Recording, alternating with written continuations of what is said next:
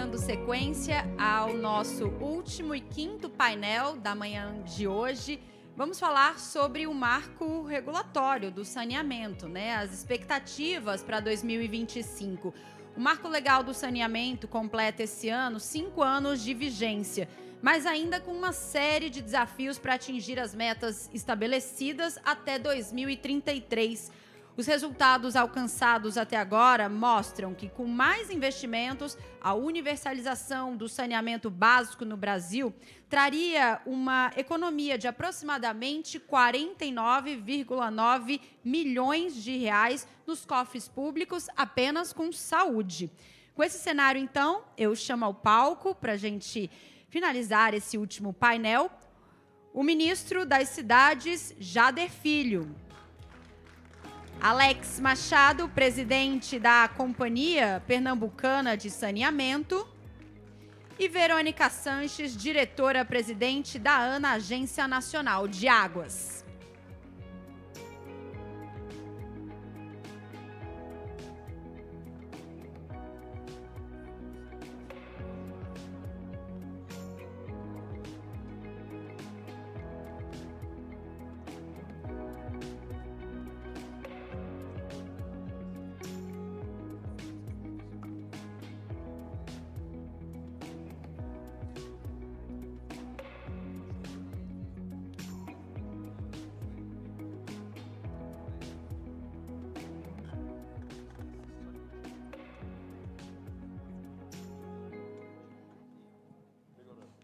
Ai, gente, dá até pena, de verdade. Eu gosto tanto de falar de infraestrutura que, por mim, a gente continuava à tarde aqui, mas não dá, né? Agora, a gente deixou para o final, e eu acho que, sem demérito de qualquer outro setor, se tem um que está bombando na infraestrutura, é o saneamento. E aí eu vou jogar essa primeira pergunta para o ministro Jader Filho, porque, quando a gente fala do volume de recursos envolvidos, já Alex vai comentar sobre a PPP em Pernambuco, são 18 bilhões de reais, aí a gente vai para outro estado, Pará, são outros 18 bilhões de reais, eu fico pensando, 20. Então vai ganhar de Pernambuco, Alex. A gente fica pensando na financiabilidade desses projetos todos. E o Ministério tem um papel-chave porque vocês regulamentam as emissões de debêntures, sejam as debêntures incentivadas ou as novas debêntures de infraestrutura aprovadas pelo Congresso e sancionadas pelo presidente Lula. O que o Ministério tem feito para impulsionar essa modalidade de financiamento de olho, especialmente no saneamento tão necessitado de recursos de mercado para financiar essas obras? Primeiro, eu quero saudar você, Daniel, Alex, a Verônica, o governador Mauro, enfim, o governador Clécio e tantas autoridades aqui presentes nesse tema, nessa discussão, que eu parabenizo muito a CNN por essa iniciativa que ela tem feito em diversos temas, enfim, não só sob o aspecto da questão da infraestrutura. Primeiro, eu acho, Daniel, que é muito importante a gente compreender o objetivo do que a gente está, obviamente, tratando sobre a questão do saneamento. Nós temos uma meta, que é alcançar em 2033 99% da universalização da água e 90% do esgoto. Quando você transpõe para a realidade atual, nós temos hoje cerca de 83% de abastecimento de água e 60% do esgotamento sanitário do Brasil. Então, acho que nós temos uma meta, nós precisamos agilizar bastante isso. E eu tenho falado isso desde o início, quando nós chegamos ao Ministério das Cidades, que nós não vamos conseguir chegar a isso se nós não conjugarmos os investimentos, se nós não unirmos o investimento por parte do setor público quanto por parte do setor privado. E aí nós temos de facilitar ao máximo os investimentos que o setor privado precisa fazer. E aí, mostrando com a intenção do governo do presidente Lula, quando o senador Alessandro Vieira e o governador Fábio Mitidieri, quando da questão do processo de concessão das águas de Sergipe, eu recebi uma ligação do governador Fábio e do senador Alessandro que o modelo que estava, que era 50% do percentual para a questão das debêntures incentivadas, se não houvesse uma ampliação disso, seguramente daria deserta aquele leilão. Então, nós fizemos uma discussão, primeiramente dentro do Ministério das Cidades, e depois fomos à Casa Civil para que nós pudéssemos ampliar isso. E nós levamos de 50% para 70% hoje, é o número que nós temos dentro da questão das debêntures incentivadas, isso. Mostrando claramente qual é a posição, qual é a postura do governo do presidente Lula em relação a essa questão do financiamento. Porque, de fato, Daniel, se nós não incentivarmos, nós não vamos conseguir ampliar o processo de trazer mais recursos para dentro do saneamento. Fora disso, nós temos dentro da carteira do Ministério das Cidades, em processos ativos, nós temos mais de 60 bilhões de reais em investimentos nas diversas frentes, seja de abastecimento de água urbano, abastecimento de água rural, esgotamento sanitário, o tratamento de resíduos sólidos, investimentos em macrodrenagem, sendo que só de 2023 para 2025, nós já colocamos em contratos e investimentos mais de 20 bilhões de reais. E, para você ter ideia do que isso significa, sobre o aspecto dessa mudança, dessa alteração de 50% para 70%, em debêntures incentivadas no setor de saneamento, nós já conseguimos chegar ao número de 28 bilhões de reais em investimentos no setor. Nesse ano, nós temos 3 grandes leilões que irão acontecer, o Pará, né, Pernambuco e também Rondônia serão isso. Isso tudo, obviamente, é fruto de todo esse movimento, mas fruto também daquilo que você falou ainda há pouco, que é o marco do saneamento, que trouxe, obviamente, esses grandes investimentos para o setor de saneamento. E pode ter certeza, Daniel, que nós, dentro do governo federal, não temos nenhum tipo de preconceito com a questão dos investimentos privados, pelo contrário, queremos cada vez mais incentivarmos, mas naquilo que for papel do governo federal, por exemplo, vou dar um exemplo prático para você, Daniel. Por exemplo, a seca que está acontecendo na Amazônia. 2 anos consecutivos que famílias estão andando quilômetros para poder pegar 1 galão de água. Seguramente o setor privado não vai levar para uma comunidade longínqua de Santarém, vai levar abastecimento de água. Esse papel é o papel do Estado. Então, a gente tem que definir claramente aquilo que é do setor público, o que é papel do setor público, daquilo que é do setor privado. Também faço uma referência a 2 casos específicos, por exemplo, a Saneago, aqui em Goiás, e a Sanepar, por exemplo, são 2 exemplos de como tem diversas SAIs pelo interior do Brasil que estão fazendo um belo serviço de atendimento, tanto de abastecimento de água quanto de esgotamento sanitário. Então, eu acho, Daniel, que a gente, como eu disse a você, o que nós precisamos, não interessa de onde vem o investimento. O que a população quer é que chegue abastecimento de água, ela quer que chegue esgotamento sanitário para ela de qualidade. E é essa que é a doutrina nossa dentro do Ministério das Cidades. Para deixar claro, a modificação que houve é de tirar esse limite de 50% do CAPEX, eu imagino, do empreendimento para emissão de debêntures e levar para 70%. Já fizemos isso. Saiu de 50%, era 50% e saiu para 70%. E foi um sucesso. Que, obviamente, pode ser replicado para outras concessões que não só... Não, é a nova regra. A nova regra agora se estabeleceu em 70% que pode ser buscado dentro do mercado, né? Até o limite de 70%. Alex, queria passar para você, porque, como foi mencionado aqui pelo ministro, mais cedo tínhamos também o governador Ronaldo Caiado falando das PPPs lá na Saneago, o que a gente tem em Pernambuco é de uma dimensão estratosférica, né? O que está compreendido por essas PPPs? Qual é a modelagem que vocês prepararam e como é que vocês estão sentindo o apetite do mercado diante de tantas outras oportunidades, já que a gente tem um universo relativamente limitado de empresas? Talvez sejam muitos projetos para um universo ainda limitado. Qual é o diferencial de Pernambuco para atrair esse capital? Primeiro, queria cumprimentar o ministro Jader Filho, cumprimentar a Verônica, companheira do tema do saneamento, e Daniel, a CNN, pela iniciativa. Bem, o desafio é enorme. O ministro já trouxe aqui dados que acentuam, sublinham qual é o desafio das companhias estaduais e, aliás, dos governos estaduais em relação ao saneamento. O Nordeste, particularmente o Norte e o Nordeste, os números assustam ainda.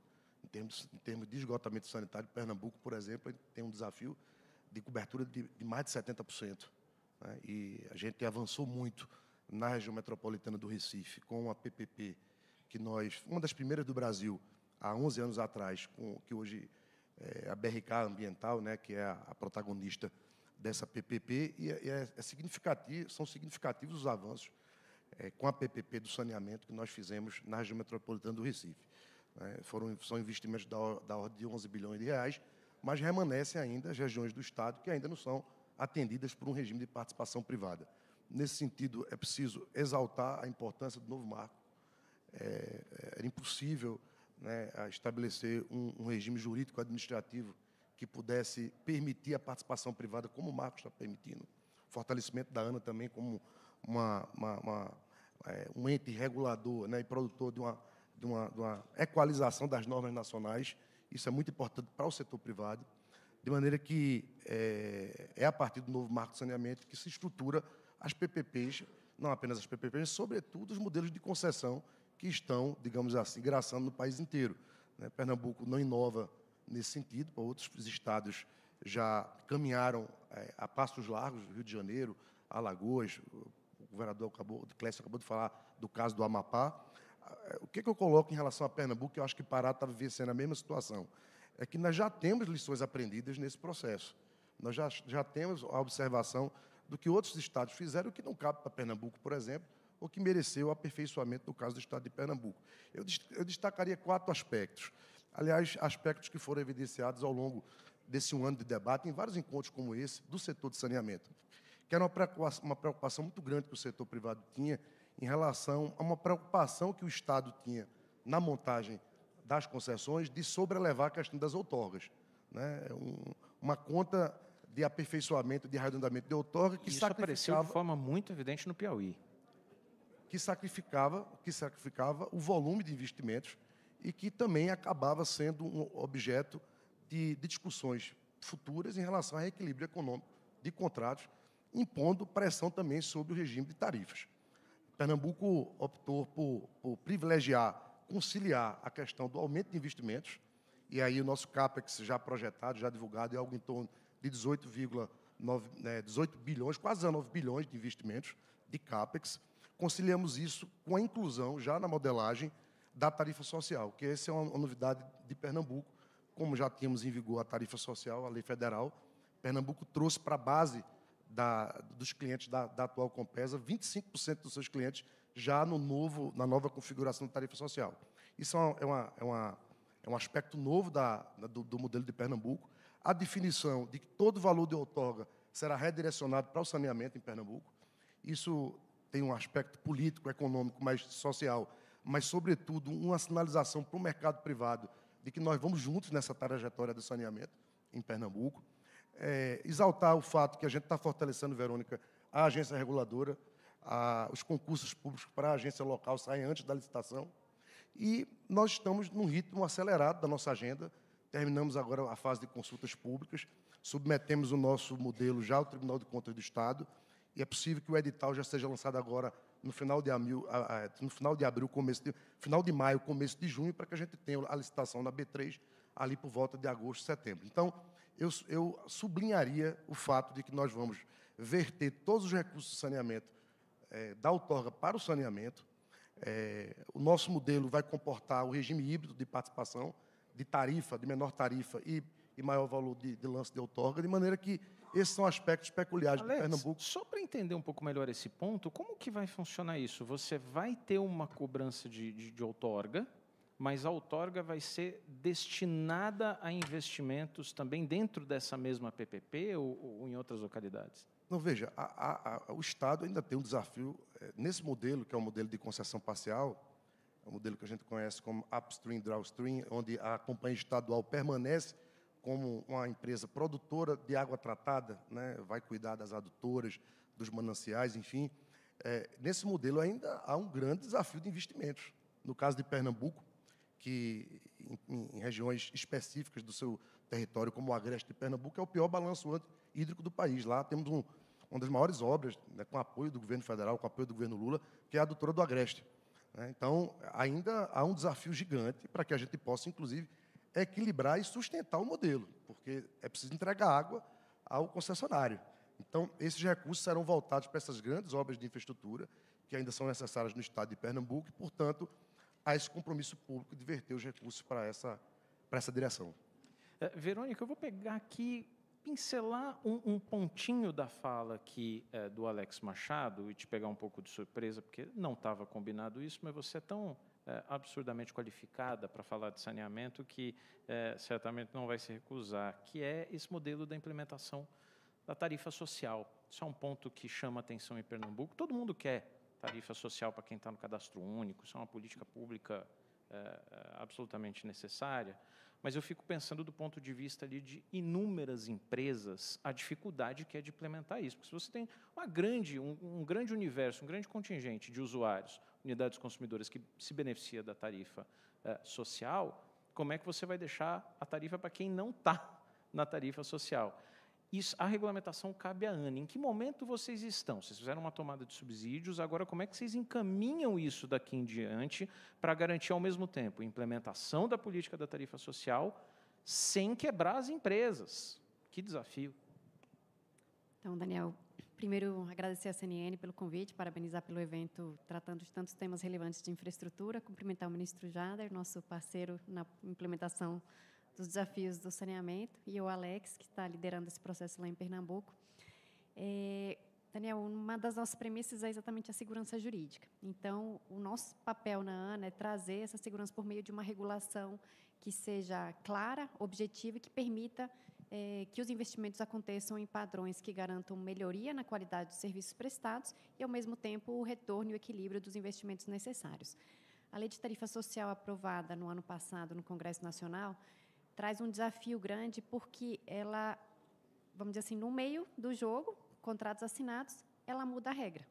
E como é que a gente traz isso para uma realidade que permita que toda a população que é objeto, ou que seria beneficiária de uma tarifa social, que em muitos municípios, e aí é o caso de Pernambuco, Alex, de alguns municípios de Pernambuco, mais de 80% da população seria beneficiária da tarifa social.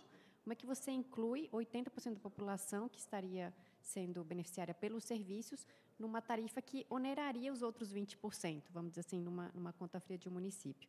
Então, o nosso papel na agência tem sido, aproveitando a determinação legal de que, para implementar a tarifa social, se sigam as normas de referência da ANA, na nossa norma de estrutura tarifária, que está em consulta pública, aliás, que ela vai para a consulta pública agora, nós estamos trazendo uma forma de modular os efeitos da legislação, no sentido de que se siga a premissa da lei, que é garantir o equilíbrio econômico-financeiro dos contratos previamente à implementação da tarifa social e que, eventualmente, aditamentos que venham ocorrer nos contratos permitam esse faseamento dos investimentos, que permitam que ocorra o investimento, que você inclua a população que é beneficiária da tarifa social, sem que isso gere um desequilíbrio que possa comprometer a prestação de serviços, a saúde financeira das empresas e, no final das contas, a população que é a beneficiária desses serviços no longo prazo.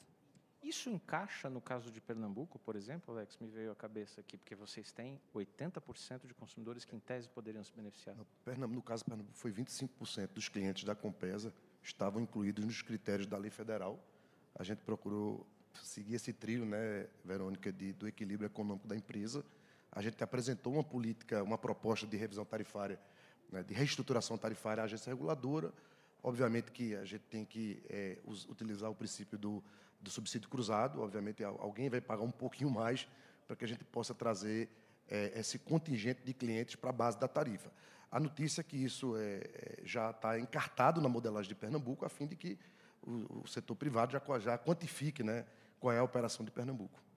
Ministro, queria ouvi-lo também sobre a implementação da tarifa social, porque é uma política pública importante, mas complementar também com o seguinte: tem sido um mantra seu, desde o início da sua gestão no Ministério das Cidades, que não importa de onde vem o recurso, pode ser privado, pode ser público, o que se quer é aumentar a cobertura de saneamento e universalização de água tratada. Muito bem.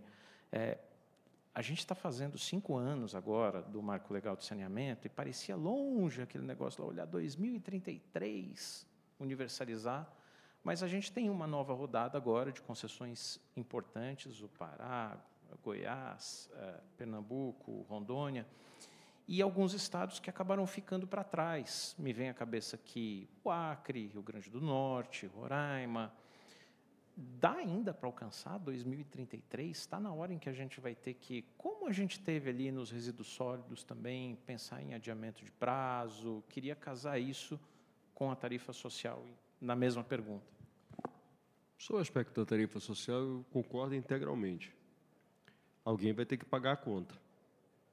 Então, eu acho que toda essa discussão ela precisa ser muito bem estruturada sobre esse aspecto. Ou vai ser o setor público que vai pagar, os governos de Estado, o governo federal, os municípios, ou o próprio consumidor.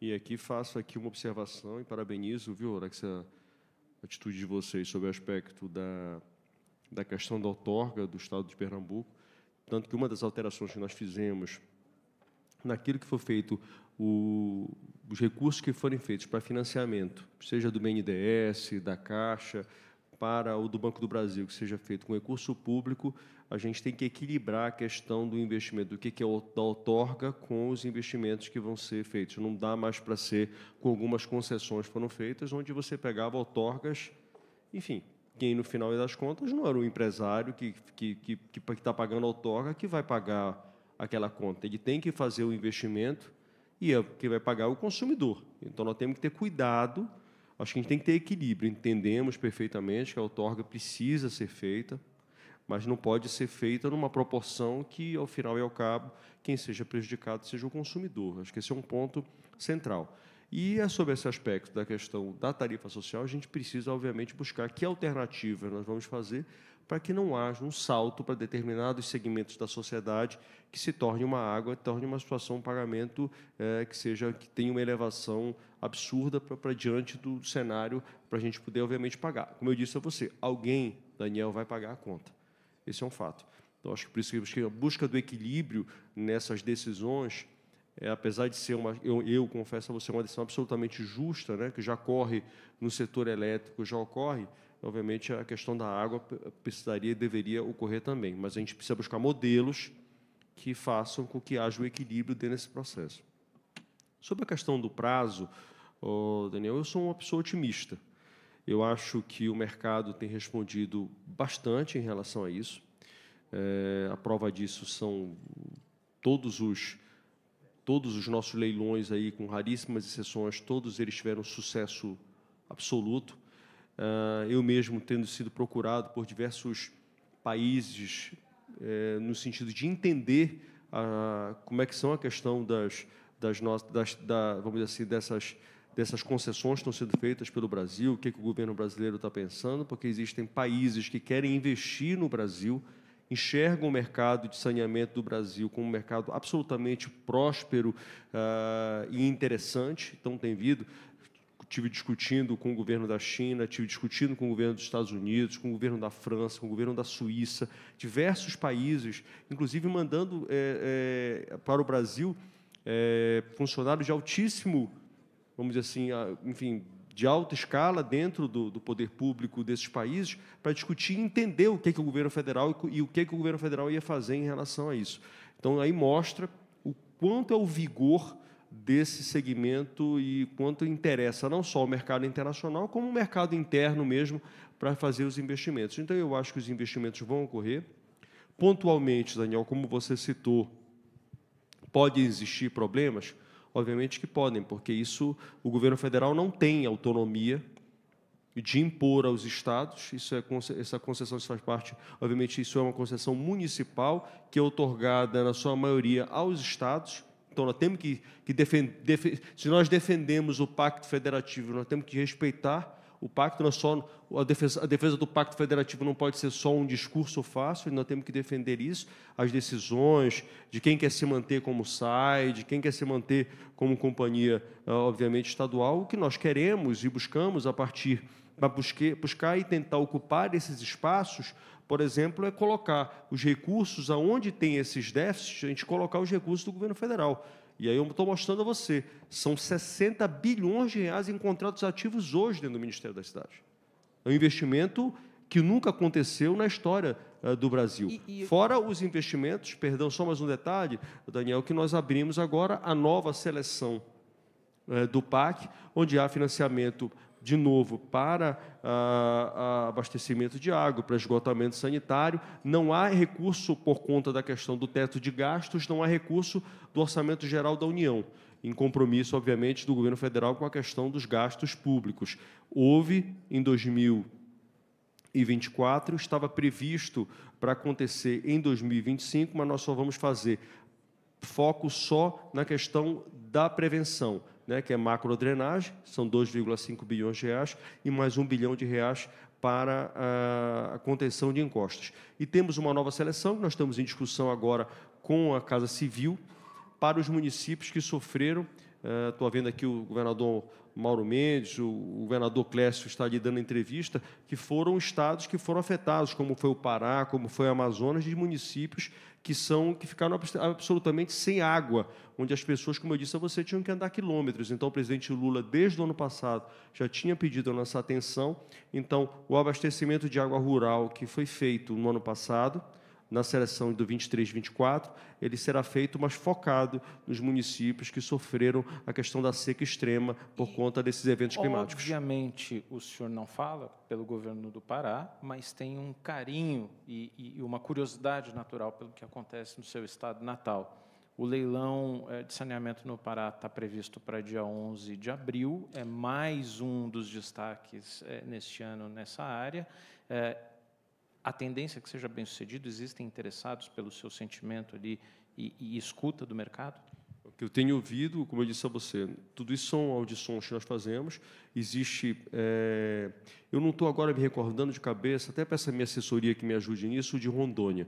Mas os números que nós temos ouvido do mercado é que o do Pará gira em torno de 20 bi, de Pernambuco em torno de 18 bi, e, se eu não estou enganado, 3 bi o de Rondônia. Então, esses são os números que a gente tem alcançado dentro do mercado, a partir de audições e pesquisas que o Ministério das Cidades faz ouvindo o mercado, porque, obviamente, o nosso interesse, como eu disse, nós temos que acompanhar isso de perto, até porque, como eu disse a você, é um compromisso nosso de não falharmos com a meta de 2033. Por isso a importância tão grande daquilo que o senhor falava inicialmente, que era um mecanismo mais flexível para a emissão de debêntures. Tudo está conectado aqui. Verônica, quando se criou o Marco Legal do Saneamento, uma peculiaridade muito grande desse setor é que, ao contrário dos outros setores em que bilhões têm sido investidos, você não tem uma agência federal que concentra todas as normas. Você tem uma capacidade relativamente limitada de editar normas de referência para as agências estaduais e municipais. Como que você tem percebido, nesses 5 anos de marco legal, a receptividade das agências locais e a qualidade regulatória dessas agências para fazer o enforcement dos contratos? Essa é uma pergunta excelente, Daniel, e o que a gente tem visto é uma receptividade muito grande em relação às normas de referência. Até o momento, a avaliação tanto dos prestadores de serviços, dos governos estaduais, municipais e das agências infranacionais tem sido boa. Nós temos feito um esforço na agência muito grande de explicar a norma, né? Eu brinco com a nossa equipe que não basta termos a norma publicada, mas ela tem que ser fácil de ser entendida e aplicada na realidade da regulação dos contratos pelas agências infranacionais. Então, para isso, temos oferecido capacitações, manuais, guias, encontros entre os reguladores para que a gente possa cada vez mais aprimorar o processo de construção das normas e, depois delas prontas, que elas sejam implementadas. Mas, para isso, nós temos contado com alguns parceiros muito importantes. Uma das premissas é que todos os projetos modelados pelo BNDES automaticamente incorporam todas as normas de referência.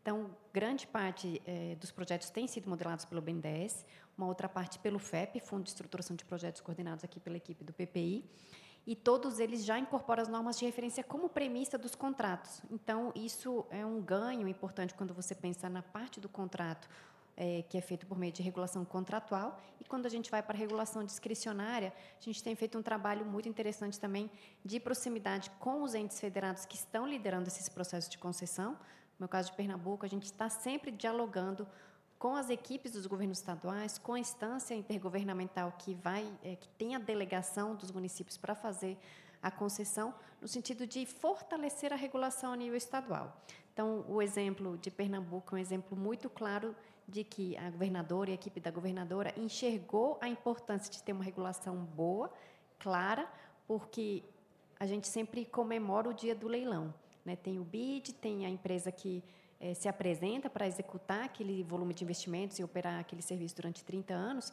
mas no dia seguinte, o day after, é o dia da regulação. Se a gente quer bons serviços sendo prestados, a população sendo atendida, a gente tem que ter reguladores fortes, capazes, com equipe boa, empoderada para fazer a análise de cada um dos itens do contrato e verificar se aquela prestação está ocorrendo como deveria acontecer.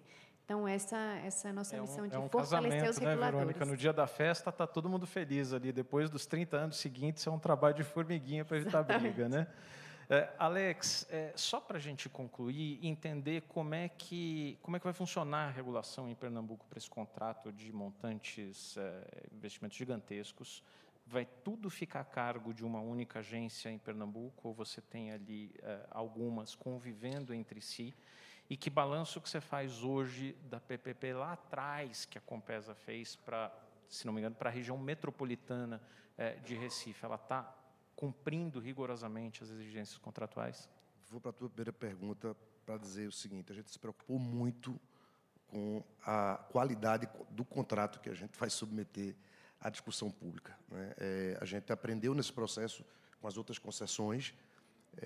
Perdemos tempo com isso, Daniel, mas perdemos de maneira dedicada, porque, além da importância da agência regulatória, e lá nós contratamos um estudo do BNDES para assessorar o fortalecimento da nossa ARP, que é a nossa agência reguladora, uma agência já tradicional, mas que precisa ser robustecida com mais quadros técnicos, enfim, com instrumentos para que ela possa funcionar como esse eixo de regulação e funcionar como enforcement do cumprimento dos contratos, né? Então, dois eixos: fortalecimento da agência reguladora, de um lado, e, de outro, a preocupação com o ajustamento dos contratos. Perdemos um tempo enorme junto com o BNDES para que a gente pudesse trazer um contrato que fosse do tamanho e da realidade de Pernambuco. De maneira que há uma expectativa positiva de que a gente possa ter menos incidentes contratuais ao longo da nossa concessão.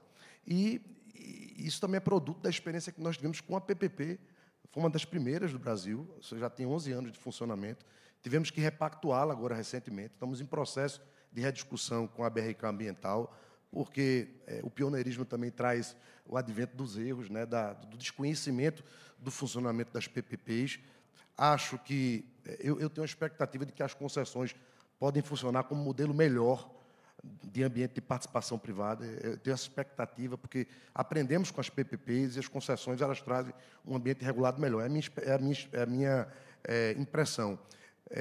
Avançamos bastante com a PPP da região metropolitana. Tínhamos uma expectativa maior quando nós montamos a PPP lá em 2013, mas o fato é que, se fosse a Compesa realizando esse serviço, os marcos e as metas que nós alcançamos não teríamos alcançado.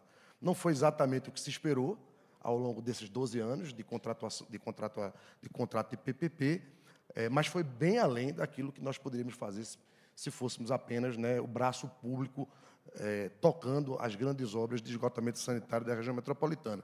Então, repactuamos a PPP e agora estamos modelando um novo contrato de concessão. A gente espera que, com isso, a gente vença o desafio de 35 bilhões até 2033, ministro. Alex, não importa absolutamente nada, mas fechando com um desejo pessoal, não há nada que mais, para mim, do ponto de vista pessoal, me indigne mais do que a ausência de saneamento básico. Isso tira a dignidade das pessoas. É por isso que eu desejo imenso sucesso, né, nesse leilão que vocês estão organizando. Desejo a mesma energia depositada nos últimos 2 anos e meio, à área de saneamento, ao ministro Jader Filho. Acho que já passou da época em que se dizia que obra de saneamento debaixo da terra não dá voto. Dá sim, porque é a dignidade das pessoas e a saúde, né? E desejo muito a Verônica que ela consiga, com a sua delicadeza e sabedoria, espalhar esse conhecimento para os reguladores estaduais e municipais também. Muito obrigado pela presença tão absurdamente enriquecedora de vocês. Obrigado.